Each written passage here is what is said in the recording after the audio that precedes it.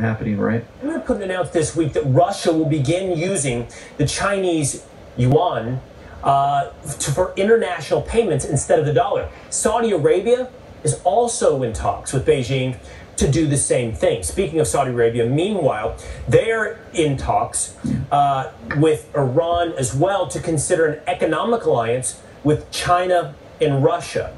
And they can even be joining the BRIC countries, which is an acronym for these countries here: Brazil, Russia, India, China, and South Africa. These countries all have emerging economies. So what happens if our economy and the U.S. dollar are no longer the world's dominant currency? Former Assistant Treasury Secretary and host of the Monica Crowley podcast, Monica Crowley, is here to weigh in. Monica, great to see you this morning. Let's start right there.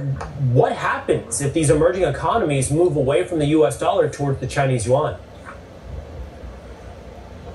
Well, good morning, Will. It's great to be with you. And it's really hard to overstate exactly how catastrophic the abandonment of the U.S. dollar would be as the world's global reserve currency. Look, since the end of World War II, the dollar has been the safe place to go, and it's been backed up by a couple of things. It originally was backed up by gold, but President Nixon took us off the gold standard, so there's no hard asset backing up the dollar anymore for the last 50 years.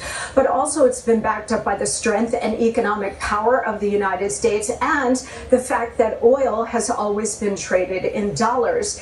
If that were to end, that would mean the end of the U.S. dollar. Look, there's a perfect storm happening right now, Will.